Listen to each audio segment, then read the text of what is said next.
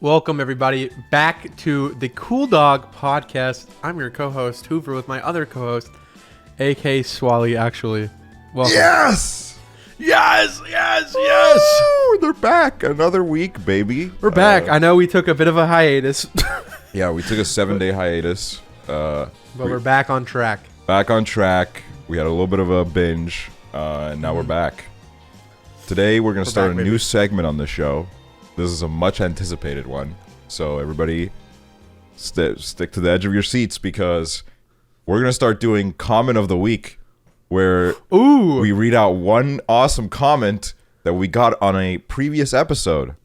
No way. And where can they comment at?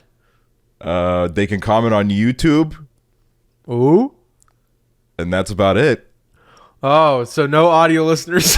Audio listeners, I don't even make. We don't make money off you, audio listeners. Sorry. So give us some money. Give us some money. Go on YouTube, play an ad. Give me $100. Not even that. Go to my Twitter account. I have my Cash App linked. Please. You can't get a Cash App. It's not available in Estonia, but here at 100 Thieves, we get our own Cash App. So, Not part of 100 Thieves.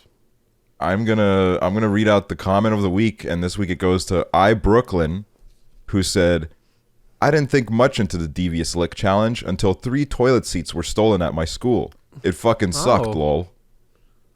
Wow, how unfortunate that their toilets were stolen. Their toilet seats were stolen, and it fucking sucked, lol. Lol. Oh, you crazy commenters. Yeah, you guys always leave some funny comments, and some of you I don't think watch more than 5 minutes in because most of your comments are about what we say in the first 5 minutes. I do see a trend with that where people just do that on the videos just so like they get more engagements and more likes, but I don't get it. For people what? To are be featured in a video? The COOLDOG algorithm. They are. Well, let's get into it. Let me start with some breaking news. I'm poor. Yes. Actually, yes. That wasn't even what I was thinking about. What were you thinking about? I was thinking about, sorry, I gotta pull this up. I had it pulled up and then it just escaped me somehow. I'm kind of freaking out. No, it's fine. We'll just wait. No, I can't find it anymore. All of a sudden you can't find it anymore, huh? No, I can't find it anymore. It's vanished. How could this be? How could it just vanish from your perspective? I don't know. It fucking totally. How? Literally, it's just a browser. I don't know, man. Kind of crazy, right? The girl from Squid Game said that she likes Donda. That's actually really good news. I'm really glad that I never thought in a million years that would be a title, but I'm glad that she did enjoy Donda. Can you imagine they're we love CLB, Drake don't miss. That'd just be I feel like that could be shattering in a way. That would literally I'm sorry, but I would lose respect for her. I don't want to admit it. I don't want to be judgmental over people's music tastes, but that is just one of those things where if you start tweeting out that CLB, let's go CLB better than Donda, I feel like that's immediately I don't know. That's just such a weird thing to say. It's actually a fun fact. One of the I gotta do a rap TikTok. Did you know that one of the members from Squid Game actually is a big YB fan? So YB plus ratio.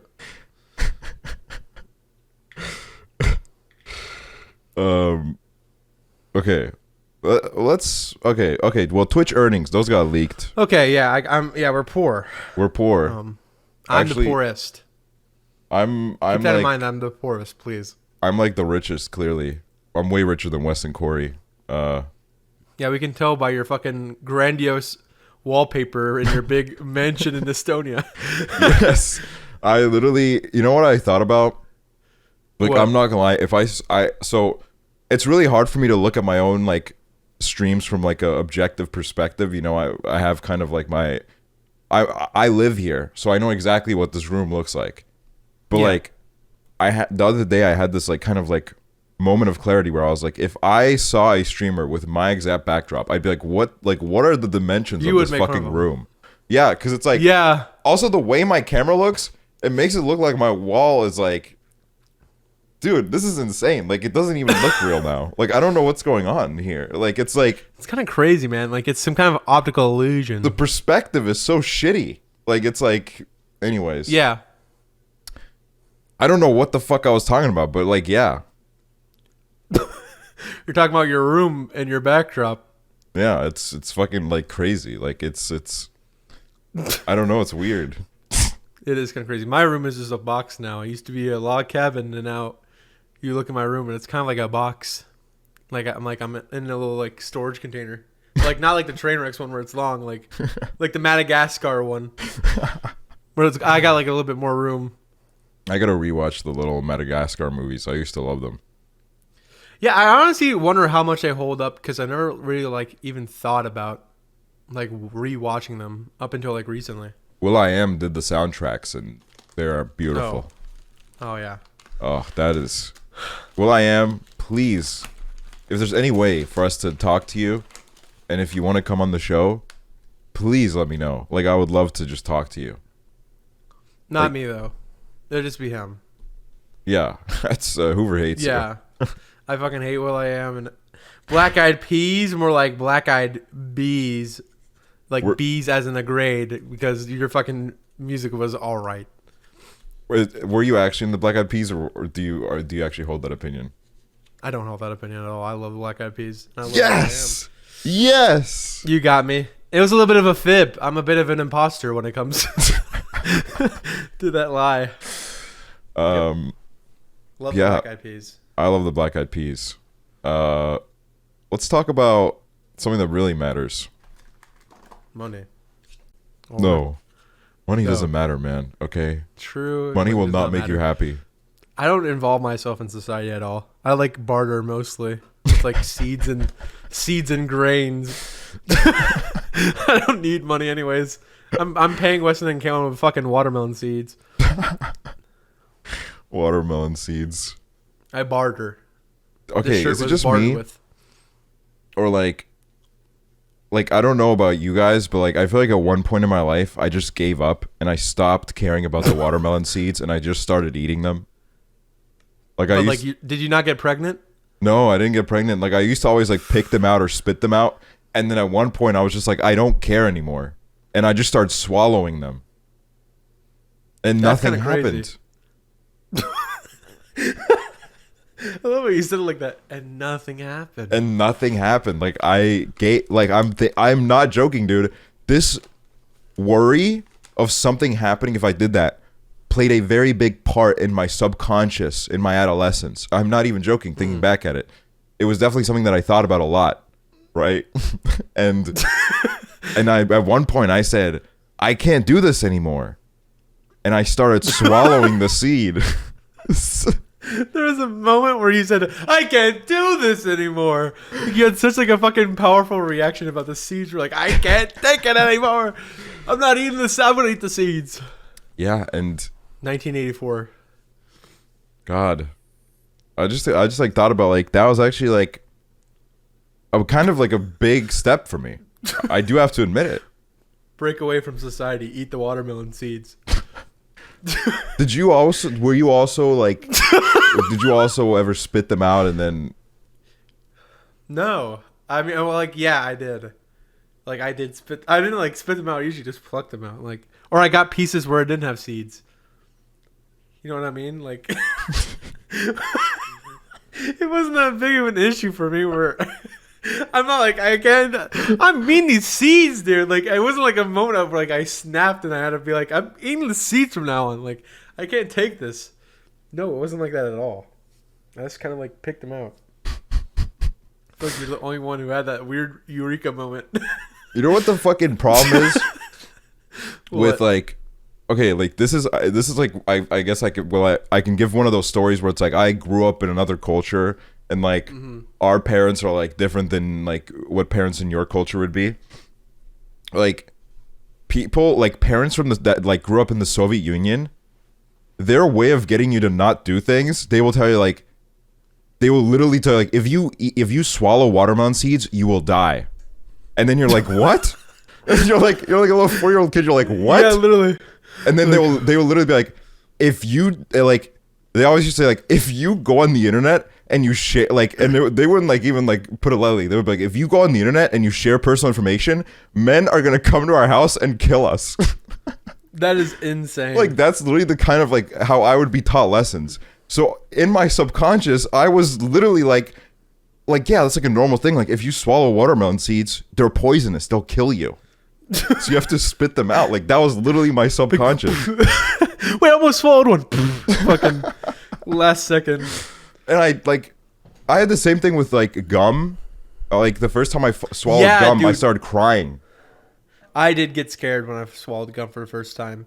Like it was just one of those things where I was like, dude, like you know how long it's gonna take? Like it's gonna be in your stomach for like 7 years. It was like 7 days or 7 years. I was like, no, I don't want it to be in there for 7 years. Like, what if it gets clogged up? My thought process was it was going to clog up something in my body and then I'll die. Oh my because God. I ate the gum. And then I started eating gum. And then, well, I'm not like, I'm like, like, it's not like every single time I eat gum, but then like I ate gum more and I didn't care. I was like, oh, I don't care. I can swallow this. It's whatever. I had you know what happened to me when I was like 10 years old? What? I was like sucking on like a pen, and then for some reason one of like, you know how you like press the button on the pen, the metal part, it flew to the back of my throat, and I like swallowed it. What? You swallowed that and you didn't like report it to anybody? Well, I didn't, because then for like 3 days I felt like it was stuck at the back of my throat, like I could feel it, but I couldn't like get rid of it. And then I was like, I didn't want to tell anybody because I was literally like, that is so embarrassing. Like I was sucking on a pen and then it flew to the back of my mouth. And then I went to my friend in school and I was like I was literally like, my hands were kind of like, dude, like what happens if like I swallowed plastic? And then you're dead. And I was just like going around for like days, and then it's just like, I don't know, it went away.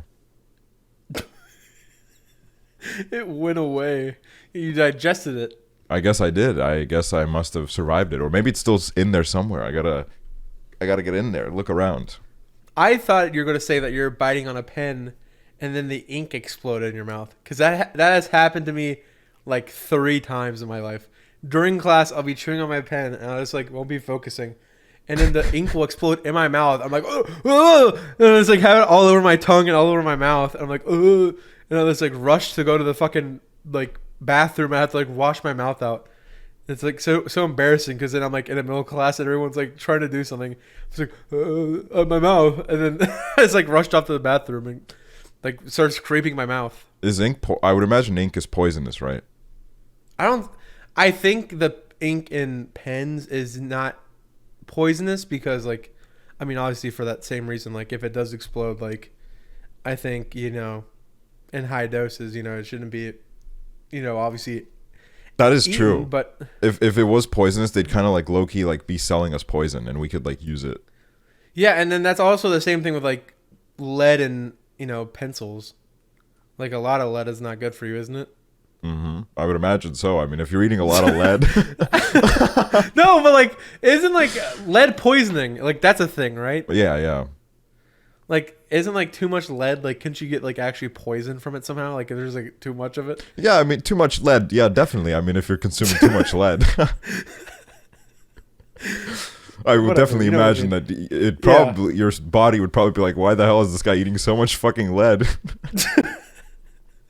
I get that. I just thought like being exposure to it was like poisonous. You know what I mean? Oh, like nuclear radiation? Not like radiation, but like something like it like gives you a headache. I don't know. Where did I read this from? Oh my God. I'm looking up this fact. Another fear I used to have as a child: getting nuclear radiated. I know exactly. There was a tsunami in Japan. I think it was like 2011, and I think it made like one of the nuclear power plants like melt down, and then there was like nuclear radiation everywhere. And I remember I was like watching so much news coverage of it, and I was literally like, oh my God, like I'm literally like, I was so scared of being like radiated that I started looking up on Google if Estonia had any plans to make a nuclear power plant and what like the closest power plants were. And then I literally started doing research into like if they're stable or not. And I was like 12 years old, but I was like freaking out. That's so funny. But I was right, by the way. Exposure to high levels of lead may cause anemia, weakness, and kidney and brain damage. And then very high lead exposure can cause death. So who's died from very high lead exposure? Lead miners, I think. Lead miners? Somebody's got to get that. Oh. Lead. Oh, the miners. I thought you were talking about miners. No. I was like, what? Miners, like, they're like, somebody's got to get it. You know, they're like chopping away. Somebody's got to get it. They're chopping away at that block getting that lead. That's the funniest fucking way to describe miners. Somebody's got to get it. Somebody's got to get it. What do you think? It just spawns in like it's Minecraft? Somebody's got to be down there in those mines. Mining away for some lead for the... I thought like underage for big people. Farm. No. I've never thought about the word miner as much as I have until this year, dude. Everybody is fucking miner. And neurodivergent. Oh, yeah. Literally, I don't even know if that's crazy. Last year, I definitely hadn't heard of that word up until like, I don't know, like summer. And then it was like every single day I saw it. And parasocial too. True. Big words. It's like a word master word. Did you ever do like a thing called word masters? No. What are those? It was like a thing. I don't know. It was like a program in the U.S. for like schools. I don't know how many people did it, but I did it. Where basically you would take a quiz. It's like a spelling quiz, but it's for like really like big words. And then like I think you would spell some of them out, and then you have to do like the definition for some. And then, like, you would have to, like, match some or whatever. And, like, that was the quiz. And then basically every single week, I think those scores would be submitted. And you would see, like, your overall placement, like, out of every single school that took it. And then, like, it was, like, a whole thing. And then you would get it for, like, a grade. Whoa. I know. It's kind of crazy. But, like, there's a couple times where, like, I'd get, like, a good Wordmaster score. And you'd be like, look at this. It was like, oh! I feel like parasocial and like all those words would be on it. Here's something that I want you to teach me about as an American. Let's do a cultural exchange because this is a piece of American culture that I always witnessed or I always saw people talk about online, but I never personally experienced because I never went to school in America. Scholastic book fairs. Oh, what are those? Yeah, I don't want to culturally exchange with you though. Sorry, it's just like it's like personal, you know. No, Scholastic book fairs, they would happen like around parent teacher conferences. I feel like, at least for me, and then like the Scholastic book people would like some of those people would come to your school and like put up stuff in your library usually, and like just like have like a big display of like books or whatever. And then, like, you could get posters or, like, sometimes there's, like, cool pencils or, like, calculators. And then you'd basically just go there while you're waiting for, like, parent-teacher conferences or stuff. At least for me. And you'd be in there and, like, oh, I want to go get a book. And then it's like, oh, but then also I got to go to the conference upstairs. So then you just, like, go from there. And then it's like, oh, I want to get this. I want to get the fucking Guinness Book of World Records. Oh, I want to get a fucking Lamborghini poster. And then you could do that. You buy it. Or then you could get the fucking sheets, which were like the like a little pamphlet that like had information about all the books that Scholastic was selling at that time. Mm-hmm. And then at the back had like a little order sheet. And then you would like check off like what book you wanted and like the quantity you wanted in. So like if you wanted like Guinness Book of World Records, you like put like a check and then like one.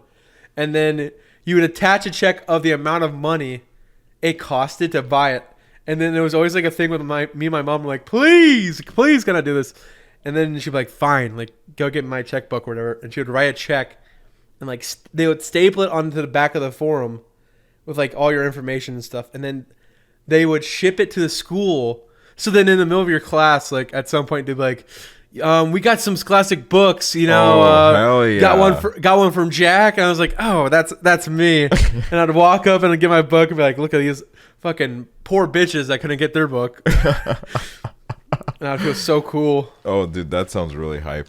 I love that. Yeah, We used to have like Scholastic book fairs are cool. We used to have trading days at school where it would be like it would be like a market basically. Like it would be a school market where like in the hallways, in between classes, kids would like bring like whether it be like food from home or like I don't know, like whatever like handy dandy craft stuff that they could make, and then like they would sell it, and that was like really fun. Yeah. I used to do that like somewhat, where like I like at a very early age knew like how to Photoshop images, and so then I would charge some of my friends for like Photoshops for them because they couldn't figure it out. So like my friend would be like, "Yo, can you like put like a dope background for me?" And I'd like erase around them, and then I just put the background, and they'd give me like I think like $5 a couple times, or like I would edit movies. If they wanted a movie, I'll do it for them. But like I remember I did like for like a couple of people where I'd be like, "Listen, if you want me to do an edit, you know, give me some money." And then I'd have friends that just wouldn't pay me, and I was like, "What the fuck, dude?" It's like, "Sorry, I'll get you next week." You know what the craziest thing is? What? I grew up on a completely I grew up on a currency that doesn't exist anymore. Ethereum? No. I was really early into Ethereum. I invested from the day I was born. Oh, okay. No, but I grew up with Estonian crowns, which then is a currency that doesn't exist anymore because in 2011 Estonia switched to the euro, and it was literally like, I think for like €1, it's like 15 Estonian crowns. And it was like, I don't know. Whoa. So then every time I remember like going to the store, like my like. Looking back, it felt like I was getting such a huge amount of money because I would be sent to the store and then I would get like 30 Estonian crowns, right? And then you the number 30 seems fucking humongous, right? But then if you like put it into dollars, it's like $3. Yeah. Like that's crazy. It is kind of crazy. God. And then like I remember like thinking, because when I was a kid, like I think like okay, so elaborating on, I think like it was the last podcast when I made the bombshell claim where I accidentally insinuated that my mom used to steal my money. I forgot about that. Yeah, I listened to it back when I was editing it, and I was like, I didn't mean to insinuate that she like stole from me, but which I low-key did. But basically like,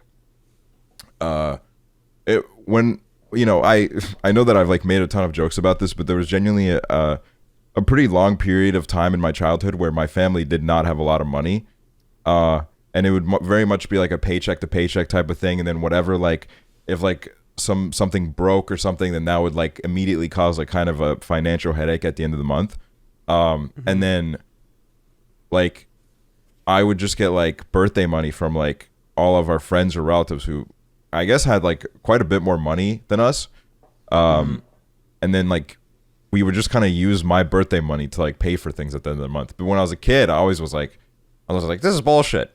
Like, this is fucking bullshit. I want to buy a Bakugan. Yeah, literally. Hello? Like, I want to buy a Bakugan. And I used to, like, I remember like one time, I think I got 500 Estonian crowns, which like, if I do the math, like, what is that? Like $40? Like, yeah, I was going to say, if you said 30 crowns is $30 and probably like $50. Like, yeah, like that's like, I remember feeling like, oh my god, like that was enough money to move out. Like I was ready to be like, man. Yeah, I was like, that's like an Xbox, that's a PS3, you know, like that's everything. Oh my god, man, the joys of being young, man. Holy crap! Now I get a $10,000 donation and I don't even flinch. I don't even give a fuck, man. I say fuck you, asshole. Fuck you. I tell sponsors if it's not if it's not 100K, I'm not moving my ass. I don't give a shit. If it ain't eight figures, I'm not moving my chair for you. Okay? I'm not even reading the email, dude. Blocking you. You're on the block list. Nice try, Raid Shadow Legends. Add 5 zeros to that number. Get back to me. Oh my god. That's just like sorry, it's the truth. Being a kid is fucking epic. Like, I'm not gonna lie. Being epic. It is epic to be a kid. It is. It's just like you're so new to like everything, and then it's like you'll learn like a random new thing and it'll be like, whoa, like this literally never existed before today. Like, this is crazy. That's so wild. Wow. And your biggest priority was school. You didn't have to like worry about like working a job, paying bills. Yeah. Oh, that stuff. You just be like, oh, I got a good grade on my fucking school project. That's literally all I had to do for the week. Yeah. Now I can do whatever the fuck I want. Literally. And it was also like kind of fun having like bedtimes, because then it like when you actually got to stay up late, it felt like so cool. Yeah, like staying up to like 1 a.m. then was like, oh my god, like I didn't sleep at all. Like I can't believe this. I gotta wake up for school at 7. And it's like, but now it's like if I stay up till 1, it's like, okay, might as well be staying up to 9. Yeah. You know, it's like I've hit that number so many times now where it's just like it's not cool to stay up late. Like I kind of want to go to bed early now. But I just like stay up too late. I'm like, oh, it's 1 a.m. I'll be up till 3. Yeah. God. That's I don't know. Like it is a lot more fun when you have like late nights every now and then. Then it's like, ooh, like this is really good. Like this is awesome. But when it becomes like an every night thing, then it's like, oh my god, what is my life? Like This is my sleep schedule now. Yeah. This is my life. Like I remember, literally, honestly, the way it feels, like the way I remember it. I don't know if I've ever felt more joy than this night. I don't even remember most of the things that happened this night, but like, I wouldn't say it was like the best night of my life, but it was definitely like serotonin wise. I just feel like it's like a very high moment. Yeah. Where I was like, I must have been like 9 or 10 years old, and my parents were like, okay, like they usually would send me to bed at like 1 a.m. during weekends. And I remember it like started approaching 1 a.m. and I was on Habbo and I was having such a good time. I was like going everywhere. I was having like, I was having so much fun. I was like discovering this whole new world, and I was like speaking English, which I loved doing. Like I can't even begin to explain how much I used to love to speak English when I was a kid, because I just felt so cool, because I was like, oh my god, like I've learned a new language, and I'm like, in my mind I was really good at it, but at the time I really wasn't. And it's just like, and then the clock hit 1 a.m. and I realized that my parents had fallen asleep. So they weren't gonna force me to go to bed. And I was literally like, oh my god, like they're probably not even gonna wake up. I am like literally gonna be able to stay up as long as I want, and they won't know. And then that's a good I night. stayed up until 4 a.m. And I literally remember I was so tired, but I was literally like, I can't let this moment end. Like this night is like so fucking amazing. God. And then that was like one of my first like real late night experiences. Those are crazy nights. Just like any like time, or like my mom, like I'd go to bed early, and it'd be like, okay, 10:30 is when you go to bed. And I remember sometimes we'd be watching a show, and then I'd be like, please, like come on, like let me stay up later. And she'd be like, fine. And whenever I heard fine, I'm like, oh my god. It's like, but after this one show, and I was like, okay, fine. And I have that one show to watch, and then after that, I knew I had to go to bed. But I was like, oh yes, I gotta stay like another 30 minutes and go to bed at 11. Oh my god, I know that exact feeling, man. Like okay, here's the fact about me is the first time I went to a movie theater, it was I think for Princess and the Frog, that Disney movie. Oh my god. In like 2009 or 20, actually maybe it was like 2010 or 2011. I don't know. I didn't go to the movie I don't know why. I just like, I think it's cuz I lived in like a rural area for a while, and then like I don't know, like I was all over the place. So basically my only way of watching movies up until a certain age was either like the DVDs that we had, and we had like all the Disney movies and Pixar movies, but they were all in Russian.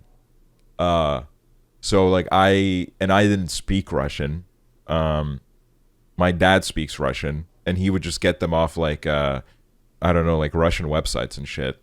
So I would just watch those over and over again, and I would literally just like, I watched Monsters Inc.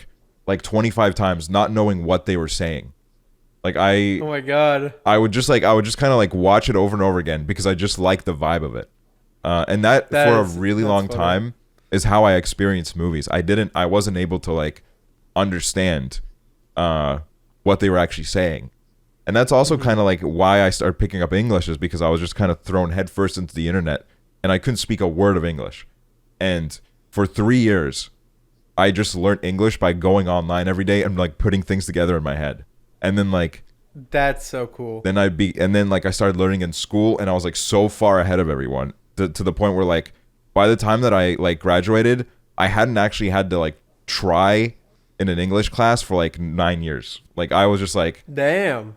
It was just like show up, and then I would have like special like relationships with teachers where they'd be like, yeah, like I know you're good at this. Like you don't have to show up this day, or like you can do the exams early or whatever. I don't know. Like it was just like that's kind of my flex, I guess, that I picked up English pretty well. But then now everybody's picking it up really well, so it doesn't even matter anymore. Yeah, I mean, I can't even do proper English, and then I mean, just then I fucking stumbled upon my words. But yeah, literally, it's like I really like. It is truly crazy to me like how complex English language is and how people are able to learn it so fast. Like I feel like if I was from like another country and I couldn't speak English, like it's such a confusing language to like pick up because like so many words are the same but they're different, and it's like so much shit doesn't make sense. Whereas in other languages, it makes more sense. It is crazy. I will say though, like, I definitely feel like if I had to pick one up from zero versus English versus Estonian is like so much more annoying. Like Estonian makes a lot less sense in some ways. And like, for example, my big problem with Estonian is that like I don't know if it's just like the way I grew up. I think it's because like when I was a kid, I used to swear a lot. I used to swear so much. And then I went through like this like rehabilitation phase because of like basically my parents had like an intervention with like, you got to stop swearing so much. Cause I'd say like fucking like, I don't know, like I'd say all the fucking like puitstura, like all the fucking like Estonian swear words over and over again in every sentence. And now like I hate swearing in Estonian. Like I don't know what it is about it. It just makes me feel so gross.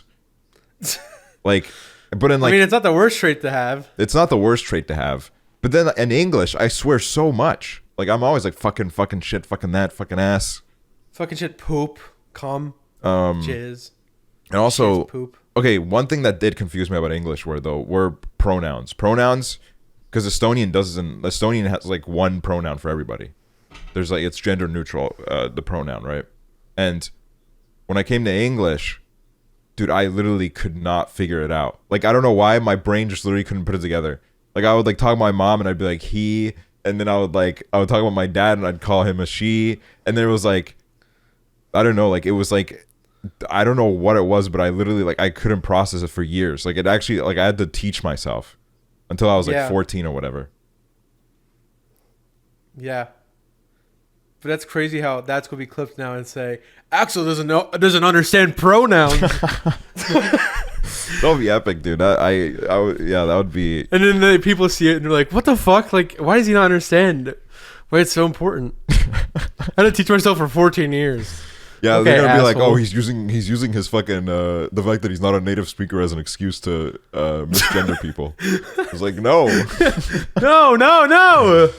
I didn't speak the language. I respect everybody's identity, because I think it's it's very important too. I think an identity is a very personal thing, and I think we should, respect that and understand that like our identity probably like wouldn't make sense to other people too. Like we're just like we're all just ourselves, and that's what life's all about. We're all doing our own things. Exactly. Like, I don't know.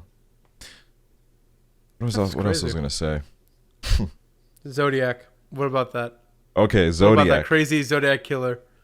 So, big news on Twitter. The sun's coming up, by the way. The sun's still down here. Still going down. It's 11. Big news. The Zodiac killer's been located or identified. Yeah, supposedly. You know what? Let me pull up an article, and I gotta say, I really went down a rabbit hole with this, because I don't know. Zodiac killer found. Here we go. Cold case team says Zodiac killer identified, linking him to another murder. The Zodiac killer terrorized the San Francisco area in the late 1960s and has never been caught. A team of specialists who investigate cold cases says it has identified the Zodiac killer, one of America's most... Dude, we know who the fucking Zodiac killer is. Shut the fuck up. The Case Breakers, a team of more than 40 former law enforcement investigators, journalists, and military intelligence officers, has tackled other mysteries such as what like okay, dude. This okay, I'm gonna say it, dude. I'm reading this off of Fox News, and like they just keep yapping on, dude. Why are you going to Fox News? Oh, dude, this website is crazy. I'm getting an ad for Patriotic American. I want to go to my most reliable news source, The Onion. Ooh, who gets that joke?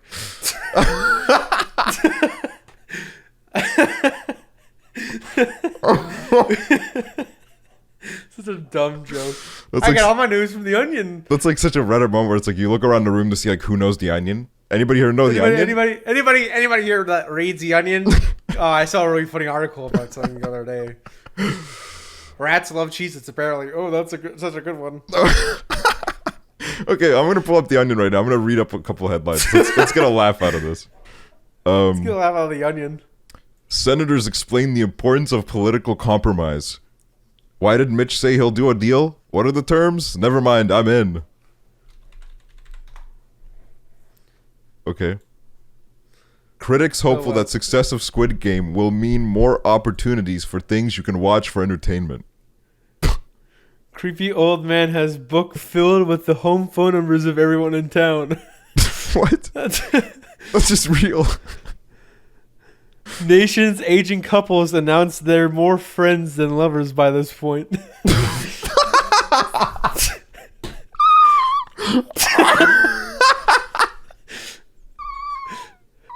Okay, that's a fucking good one, dude. Okay, this is a good one. Kids movie has a couple moments that condescend to adults too. These are like Norm Macdonald bits. They are. Nurse carefully weighs whether she's better off getting vaccine or losing job and dying. Okay, this one's actually good. Kids' movie has a couple moments that condescend to adults too. That's literally what I just said. I literally just said that one. I'm so sorry. I just saw this and I was in my mind. God. I was like, oh my god, if I read that out, I'm gonna laugh so hard that I started complete tunnel visioning on this.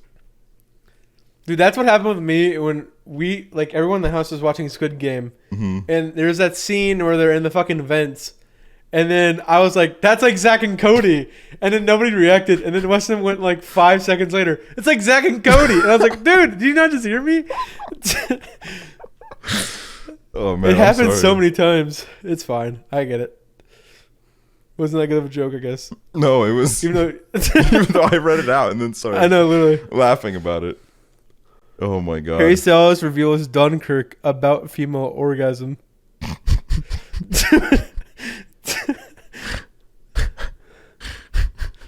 Unvaccinated United flight attendant confident she can get to work on medieval plague ship. That's... Wait, what the fuck is this? Tips for starting out in Far Cry 6? That's on The Onion. I know, there's like a gaming section. I want to get that political juice. I know, right? But you know what? I'll give props where props is due. The Onion, it's pretty funny sometimes. They got some good people on it. Anyways, back to the Zodiac Killer. I'm just like, the local section on The Onion is actually pretty good. No, we're just like reading The Onion. I know. Man who just watched nature documentary going way overboard with newfound appreciation of ants. Yeah, that's good. Okay, Zodiac. They found him, allegedly. He's dead. Allegedly, because the way that it was being reported on Twitter, I was like, they got the bitch. They got it. It's official. We cracked the case. Let's shut that book. Move on. But going into... and I don't know how I ended up here. I was on true crime forums. Not even Reddit. I was on forums. This means that people specifically go to this. They type this website into their little address bar. It probably doesn't even have an app. They need to use their browser to go onto this website. So they clearly have a big appreciation for this forum. They are saying that this is complete bullshit. They are like completely vehement that this is not real and that this is all like really like circumstantial, and that apparently this guy was already arrested in 2016 and cleared for being the Zodiac because this guy sounds like an absolute like maniac, by the way. This guy, even if he's not the Zodiac, this guy is insane. So his name is Gary Francis. Gary Francis. I can't say it, dude. Gary Francis. Just say Francis. Yeah, I'm pretty sure it would be Francis because Francis like Boogie. Sure, like Boogie. Posty, who passed away in 2018. He's the Zodiac killer apparently. And just like, okay, so like some of the apparently he was in like the areas during the times, and like some like evidence was like he had the same scar as the picture and like whatever. Yeah, on his forehead. But then you find out that this guy, like, apparently this is a rumor that had been going around in his town since like 2015. Like people in his town were like making inside jokes about, oh, the Zodiac killer lives here. This guy is the Zodiac killer. And so I think we've all seen like the Facebook posts of that guy that like was his friend that posted a bunch of pictures after he died. It was like, Zodiac, just me hanging out with my old buddy Francis here. Zodiac. Should have visited the old man. Yeah, Zodiac. God. But then when I looked into it more and I went down this rabbit hole of forums, I found this website where you could, I don't know what this website was. It was like something called like Ask Poll or something. It was like some weird website where you can put it, it's kind of like Yahoo Answers, but it's on like a greater scale. Like, I don't know, like it's weird. Yeah, Poll Code is what it was called. This website. Rumors started emerging around 2016 in a small town because somebody named Glenn Barnes went onto this website and basically said like, I know who Zodiac is. It's Gary Francis Posty. Oh my God. And he lives in this town. And then this is like the post that is on Poll Code. And it's like this person was just going on the forum being like, he's the Zodiac. And then people were like, oh yeah, like my grandfather knows him. And then like it was like this weird thing on the forum where people were like coming together and being like, okay, this guy might be the Zodiac. But then most people on the forum like dismissed it, but like there is like basically town where like people knew that kind of like this guy might be the Zodiac like 5 years ago, and they just turned it into a joke. Yeah, that is actually insane. Like, also, have you seen the I don't know if it's true or not. Apparently he's been like, there's like reviews of like documentaries about Ted Bundy, and apparently like he commented, like he did a review underneath it or something where he's like, not that good, and it was like from like 2016 or some shit. Oh my God. Yeah. Didn't he also say that like he was like a really like big Lady Gaga fan? I saw that he put like like on like a review of Monster, he said like a great album or something. Yeah, then, but he's a bit more than a monster. The thing about it is that you would think that like after he did the murders and because he's been like quiet for so long, that he just kind of like became like, he kind of tried to integrate into society. But apparently the reason why the Zodiac rumors started in his town was because he tried to attack a relative with a hammer. Oh my God. And then after he tried to do that, the relative went to the police and said that they've thought that he has been like the Zodiac killer for a while now. And then that's why he got investigated for it. Wow. This is all that like was gathered off this forum that was like from 5 years ago. That is insane. So I don't know. This guy is like very interesting. But yeah, he did pass in 2018. Which he must have watched the Zodiac movie. I mean, if he watched Ted Bundy movies, he must have watched the Zodiac movie. I guess. And then here's the fucking thing that I found. It could be fake. I could just be dumb. Mm-hmm. But apparently in October 24th, 2016, an account on like, I think this is Metacritic, from account Gary Francis Posty, gave a Lady Gaga album 10 and said a national treasure like myself. I don't know if this is real or not, but I don't know. It would be one of those things where, like, honestly could be.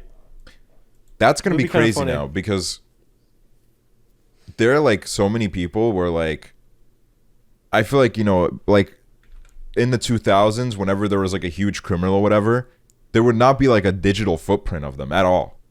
Very rarely. Like Columbine was like, I think really like the first one where there was like a, you know, an actual footprint like that. But now it's like, motherfucking, like, we can look up fucking Zodiac's Metacritic reviews. Like, we can see what movies he liked. Like, you couldn't do that about Ted Bundy. Like, you couldn't, like, Ted Bundy didn't have a letterboxd where I could go, like, what does he think about, like, fucking the new Stanley Kubrick movie, you know? God. And I mean, it's so good. Although this has always been the case where, like, you know, serial killers get all these, like, people writing to them and, like, they fall in love with them, and, like Ted Bundy had a lot of, like, female admirers, and, like, he actually got married to one of them, I think, and, like, got them pregnant or whatever. Yeah. I'm not sure about the pregnant. I know that he got somebody pregnant at some point, and that's that he has, like, an actual kid that is, like, alive today. But, like, fuck, I lost track of my thought. Shit. Zodiac killer. Oh, and then I feel like that's why, like, you literally see, like, these, like, completely bizarre, like, Twitter communities where they, like, literally, like, stand these fucking killers. Like, I've seen it for so many, like, different, like, murderers where they literally just, like, they develop, like, actual admirers. Like, it's not a joke. Yeah. It's crazy. God, I'm trying to find his Metacritic right now. I think, like, one time I ended up on it because, like, I don't know who this was for. It was one of I think it was one of the murderers. I don't know who it was, but I think it literally was Ted Bundy. Where I was like, what the fuck? There's a Ted Bundy Twitter, and then, like, a couple of them found the tweet, and I got, like, quote tweeted by them, and it was, like, really weird. It was like going to, like, one of those remote islands that hasn't had, like, human contact in, like, 300 years, where it's like, I don't know how to, like, approach this. That's crazy.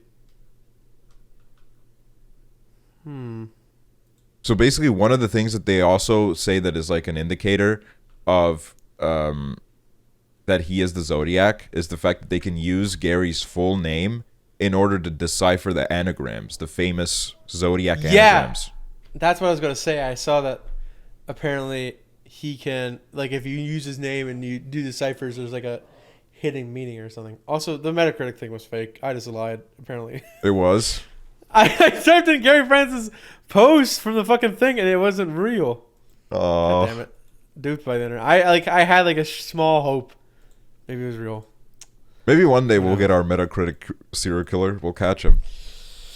Come on. And I guess the Ted Bundy thing's fake, too. But then again, I don't know why I thought a fucking 80-year-old man probably would be on Metacritic. To be honest, though, if he would be anywhere. I know, that's the thing is, like, you also have to consider, like, listen, not saying anything about Metacritic people, but, like, if you're a serial killer, you're kind of insane, so you probably would be on, like, Metacritic, dude. Like, that's the thing is, going like, around doing I feel like reviews. The main people that really, like, quote Metacritic reviews are the people that were, like, on the internet when it started, and then Metacritic was, like, the first website to, like, I don't know if any of this is true, I'm just fucking making this up, but, like, Metacritic just to me feels like it's been around for literally ever. Yeah. And I feel like it was just one of the first internet websites where you could just rate everything. So for, like, a lot of older people, they're like, oh, that when the internet, they get, like, their first computer, like, oh, when the internet blew up, I heard about this place called Metacritic. And then they go on there and then they leave their little Lady Gaga reviews where they say that they're an inspiration. God. Letterboxd is for cool people, though. Gary Francis' post probably has a letterboxd. He probably has a letterboxd, yeah. I found a really, like, horrific side of Letterboxd yesterday. Really? Yeah, because the new Dave Chappelle special came out, and I haven't seen it yet. I haven't seen it yet, and I'm like, from the sound of it, like, I'm like, do I really want to watch this? Because yeah, I've been hearing some things too. Where it's like, I found his last special, like, it had its funny parts because Dave Chappelle is a funny guy. But, like, I don't think these comedians, I don't know how these comedians are so out of touch. Like, I don't know why they don't understand why nobody appreciates their old and tired jokes about, like, gay people and trans people. Like, it's gotten to a point where it's like, you can't even claim to put any effort into this fucking humor. You're literally just, like, falling back on, like, old transphobic fucking punchlines. And it's like, It's okay. The fucking world has evolved. Like, you should fucking try to adapt your fucking craft, you know? Instead of being like this thing where it's like, okay, absolutely everybody who gets mad at me is a pussy. You know, it's like, it's just like, and that's what I didn't like about his first stand-up special is like those jokes that he were telling, like I think they were really entertaining to like people that like aren't really in tune with like any sort of like LGBT discourse or whatever. But it's like jokes like that, people will actually laugh at them if you actually make a joke that's at least new, instead of like if the people that you're making the joke about, they've already heard it a million times. So of course they're not going to enjoy it. Maybe if it was actually something new, it'd be like, okay, this is true about the discourse. It makes sense. Yeah, this is funny. But it's all just like old and tired nonsense. And his new one is just basically a response to like that, and then like doubling down on it. And I think at one point he called himself a TERF, which is like, oh no, which is like, what the fuck is that's that shit? not good. Yeah. Yeah, it really does suck that he has to result on that, because it is just like so transphobic and just like so terrible now. It is. But like, and it's even like, it sucks too, because like he is like he's a very bright minded, very like good comedian. But like falling back on like lazy, cheap jokes like that, they're just like they're harmful in a way. Like I don't know. It's just like I know you can do way better than that. Yeah, that's the thing about like it reminds me a lot about Ricky Gervais. I used to love Ricky Gervais when I was like 12 years old, and I used to watch like Conan clips on YouTube. Then I used to love Ricky Gervais. I was like, oh my god, he's so funny. He's literally like the funniest guy. But then like the older I got and the more like I actually started listening to what he was saying, I was like, this guy is so fucking annoying. Like literally all his jokes are the same thing. Like, oh, am I not allowed to have an opinion? Oh, I don't believe in God. I don't believe in God. Yeah, like that's the thing is like everybody needs to like respect his way of living, but he doesn't respect anyone else's way of living. And it's like his fans will always be like, what can you not take a joke? But it's like you can tell by like that's like his actual like how he is as a person, you know? Mm-hmm. He's like, I need to have my fucking opinion, and if I can't give my opinion, then this is bullshit. Yeah. And like I don't know, Ricky Gervais is just so weird and like tiring, honestly. Yeah, he had his time in my life when he was like really into the Ricky Gervais show, because I thought Carl Pilkington was so funny. I did think that was funny. I thought it was such a funny like trio of them, where I was like, this is so good. But like outside of that, like I haven't been into like a whole lot of his stand up, just purely because like I feel like some of his jokes are well crafted and stuff, but some of them are just so annoying where I'm like, ugh, I can't. Yeah. There's that's what I gotta like give to Bo Burnham, where it's like I feel like fucking Bo Burnham discourse is like the worst shit ever on the internet at this point. But like something that I do like have to like admire about Bo Burnham, it's like look, when the special first came out, I really loved it. Yeah. Like I remember we talked about it. We were both like, that's like really like, it was really nice. It was relatable. It was nice. Depressing. Yeah. But then it just like, I think TikTok played a very big part in ruining it, because the clips would get played over and over again, and then like everybody would start to hate the clips, and now everybody hates Bo Burnham again. But Bo Burnham has adapted like really well. Like he definitely was somebody who a lot of his jokes have not aged well at all. Oh yeah. And like I feel like he's definitely like, that's kind of how a comedian should be acting, where it's like instead of just being like, oh, what are you gonna cancel me? Oh, I'm gonna get canceled. I would make a joke, but I'm gonna get canceled. Like, yeah, okay, like I don't know, man. It's just so fucking exhausting. Like, get some new material, bro. Talk about your wife. Literally, talk about your wife. Talk about like, oh my god, dude. I wish I could remember this Jerry Seinfeld joke I heard today, because it was actually like, how is this guy like considered one of the best comedians of all time? This is the worst fucking joke I've ever heard in my life. My wife and I go get coffee with comedians in cars. Oh, okay, I'll tell you this Jerry Seinfeld joke. So, where do you go like this? You went, so. I'm trying to like, I don't know, land on it. Like, I'm trying to like really like go with it. So Jerry Seinfeld was like, when I was a kid, my mom used to say that she got bread for a nickel. And then I'm like, wow, like, is that really like that big of a difference between a generation? Like, am I going to be telling my kids that there used to be a time when dogs couldn't vote? They used to just be pets. I've heard that joke. I've literally heard that joke. And I think even Norm Donald brought that up. And I was like, that is such a bad joke. I'm sorry. That is such like a fucking like I don't like, and they all like laugh at it so hard. Like, this is the, like that's the classic right there. That's what set the foundation for comedy. That's why he's got the TV show. Oh my god. I would hate being a comedian though. Like I just hate being like I would hate the idea of being labeled a comedian because then I'm like if I'm not funny immediately then like everybody's gonna like want me dead. And then like most comedians are like off stage like kind of like low key, and then it's like oh he's such a fucking asshole. And it's like no I'm just trying to be low key. It's kind of like how Cody Ko and Noel Miller get labeled as comedians. Yeah. Where it's like, I guess they are. Yeah. I mean, literally, what else would they do be? Live shows. Yeah, but it's like have a podcast. I guess I don't see them as comedians. I would consider them probably YouTubers, but comedian is like a tag that's been used a lot now, where like people who do live shows are comedians. Yeah. But I don't know. They used to be really funny. I mean, not that they're still not. I just don't. Used to be really fucking funny. They suck now.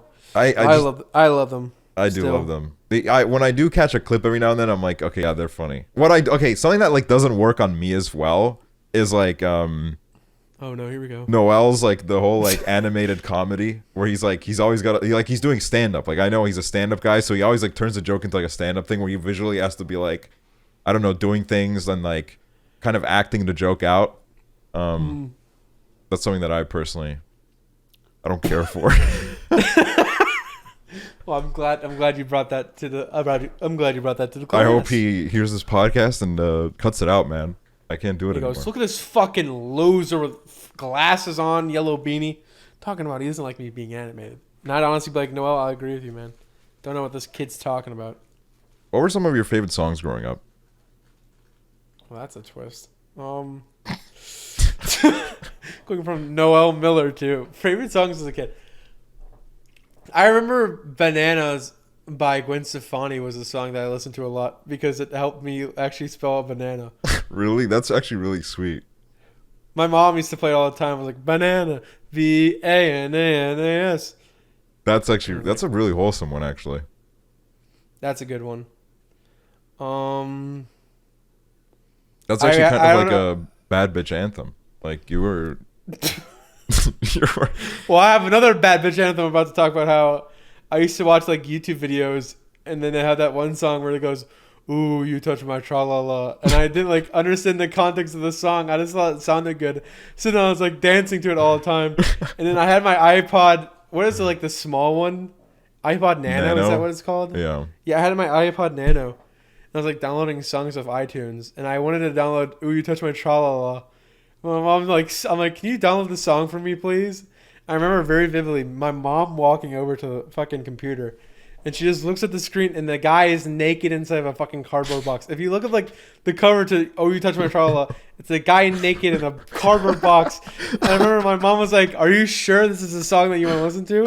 And then I remember she hit the play button to like play like the 30 seconds. I was like, "Yeah, this is it."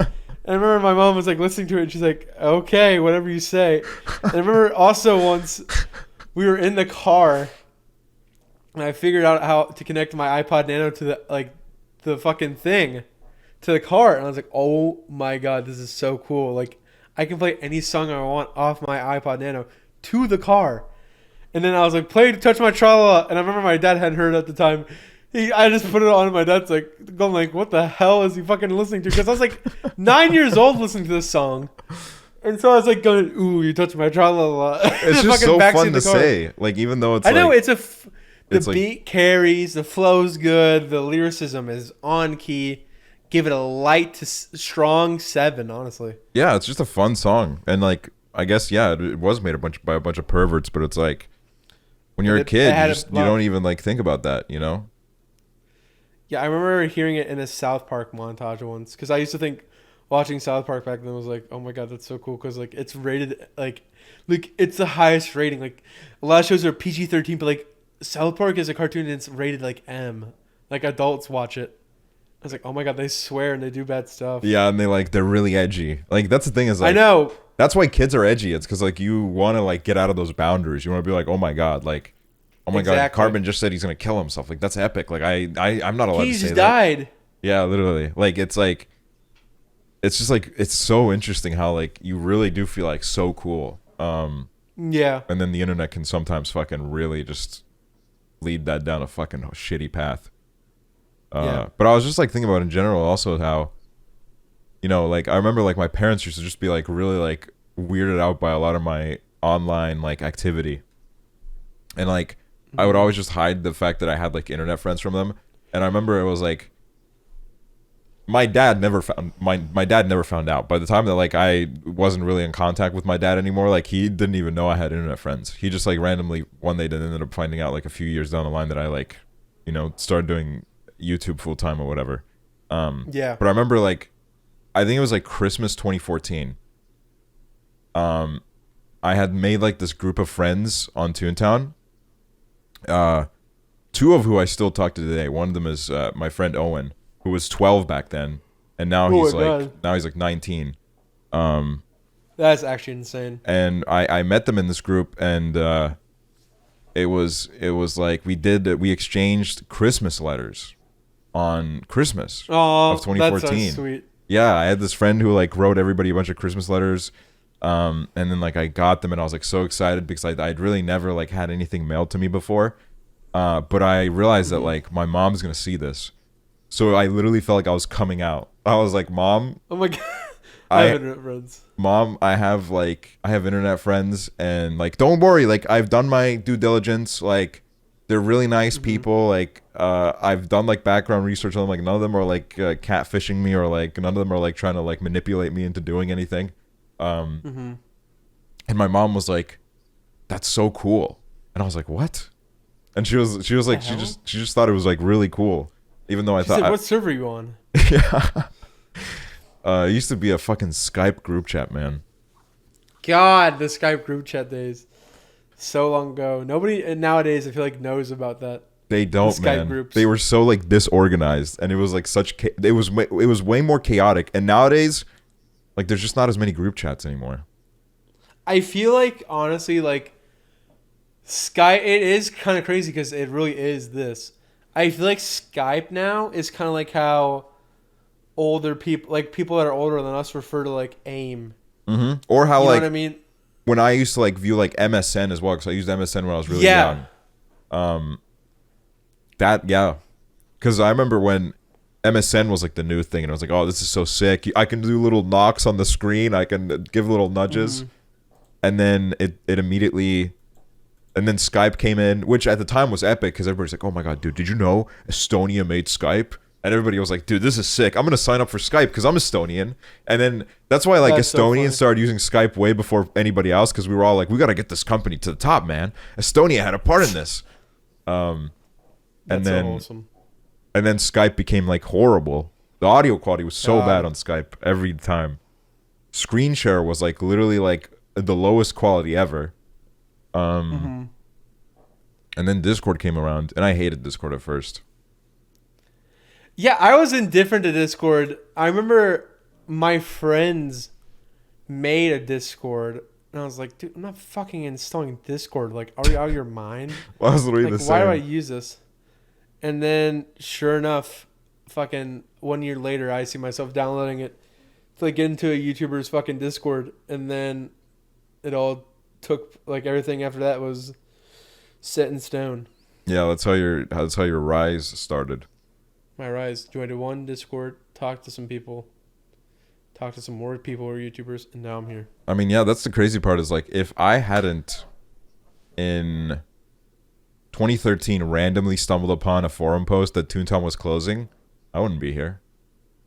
Yeah. And that's crazy to think about. Like, it's little things like that where when you look towards the future right now, like, you can really feel hopeless and be like, I don't know how I'm gonna like get on some path, but like, you might have, like, you wouldn't have even noticed, but you maybe just took like a huge step on like something that you're gonna do for like a really long time, and you're gonna like love doing. Yeah, literally. It's just a stepping stone. Like, I never would have imagined after doing that I would become like a YouTube Twitch person. Yeah. I thought like, oh, you know, it's a cool idea, but I'm not gonna be one of them. But then I'm here in like a house with all my friends and stuff. It's pretty cool. That's very cool. Pretty nuts, mate. Pretty sick. Pretty awesome. Cheeky. Cheeky? Pretty dodgy. Pretty cheeky. do the Rotoshaw. I've been watching Rotoshaw a little bit more recently. He's like it's like a little zoo animal. I like to like look at him. I love him. I honestly like the Sidemen for me, like KSI, all of them.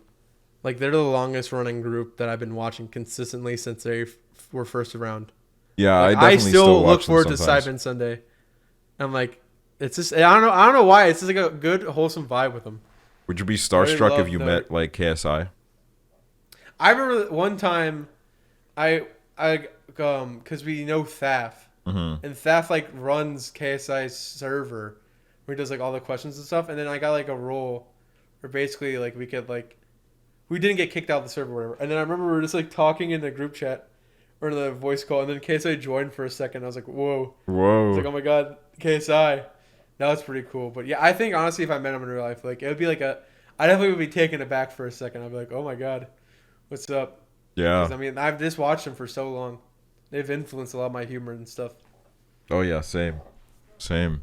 I just like one of my favorite things is like sometimes I just check into like my old childhood YouTubers, especially the ones that like aren't still like super like around.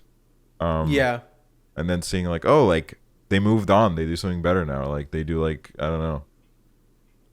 it's cool. Or the ones that like okay, like these people like I just like I would really like love to know like is it that they really just like love Let's Plays or like have they developed dependence on Let's Plays? Because there are some YouTubers that definitely made like millions of dollars back in the day.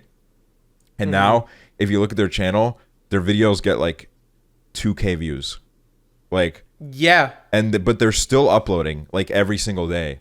And it's like I just have so many questions for them. Like is it just like I feel like it might be a thing where it's like they've done Let's Plays for so long and they just get like such a comfort out of doing it. And like they have money anyway, so it's not like they're gonna get a new job. and I think it's also like CPM. This is like so analytical, but I think it's also like CPM based because I feel like they also got like that good CPM. Yeah, And that's so true. like less views than usual, like 2K views, like that could be like probably a good CPM. Like that's enough. Like if they're uploading every day, like you're making a decent living off of it. Yeah, that is true. It's Well, crazy. as we leave you with that thought, it's been an It's hour been real. and it's been 7 great. minutes. It's been a It's been awesome. it's been a great show. I leave a comment. Tell us what you thought. Comment Pickle Rick and let us know what you thought No. about the show. Oh, Pickle And Rick, maybe huh? you'll be the next week's comment of the week. Next week's comment of the week is going to be announced by Hooverr. And if you want me to read your comment Chimney Swift. And That's I'll see right. it, Chimney and I'll Swift. read it out loud in my head. So, yeah, Yeah, but we'll see you next week, I guess. I guess, it's whatever. Ugh. Ugh, whatever. Bye, guys. Bye, I guess, whatever.